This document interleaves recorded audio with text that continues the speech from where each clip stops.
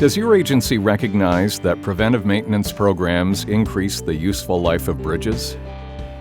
Even if it does, most operational staff will say that reactive repairs and bridge closures dominate the daily priorities.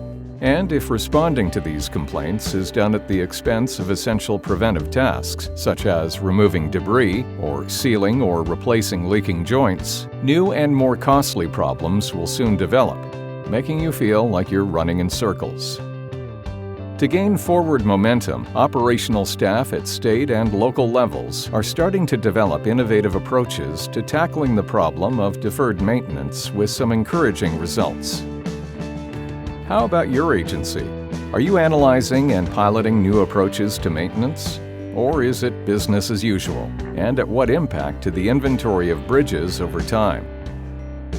Here, we'll look at 3 strategies for adding preventive maintenance to your work routine and follow one maintenance department as it develops its own pilot program.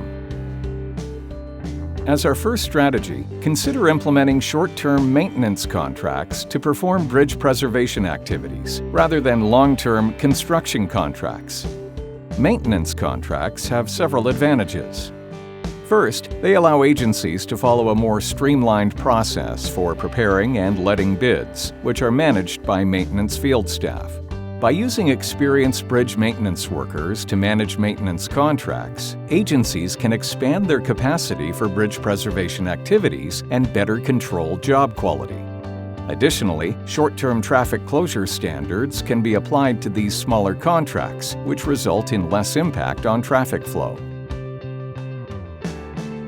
As an alternative to contracting, consider developing a crew of bridge preservation experts who are knowledgeable in general preservation strategies and the extensive details of bridge preservation work. If you're wondering where your department is going to find the time and money for training and development, look to your State Department of Transportation and the Federal Highway Administration for guidance, or contact your local Technical Assistance Program, or LTAP. LTAPs provide practical access to training at low to no cost to your agency. And lastly, as an alternative to developing a general crew of bridge preservation experts, consider creating specialized work crews that focus on a single preservation activity, such as joint sealing or bridge washing. The division of labor among crews can increase efficiency and result in the completion of more preservation work. The American Association of State Highway and Transportation Officials, or AASHTO, places an emphasis on bridge preservation activities for bridges. AASHTO has established a Transportation System Preservation Technical Service Program, or TSP2, to support bridge preservation activities, which includes informal peer groups. Let's follow the experience of an agency's maintenance department as it utilizes a peer group and moves forward with an efficient use of bridge funds.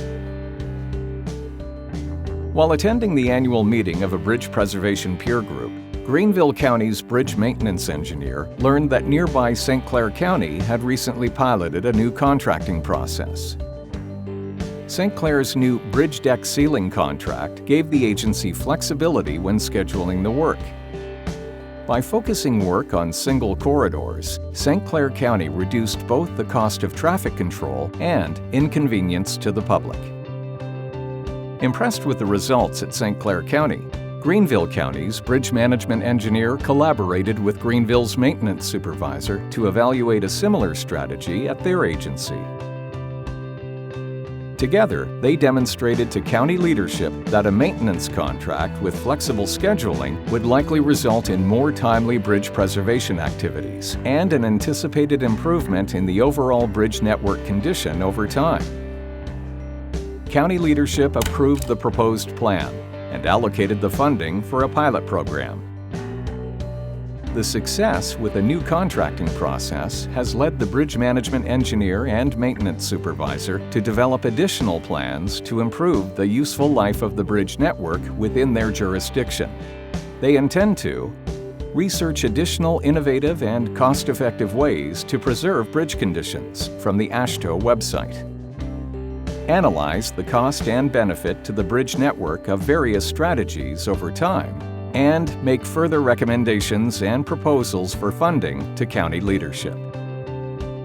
The bridge maintenance engineer is optimistic this proposed approach will reduce reactive repairs and bridge closures over time.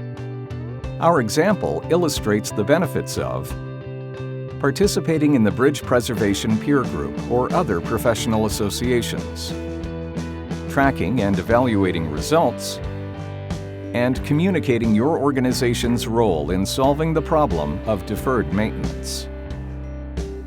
Does your maintenance department already have a bridge preservation program in place?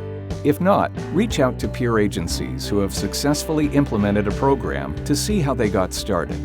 Planning for and applying preservation activities as a regular part of your maintenance work can keep you moving forward with limited budgets and keep your bridges in better shape.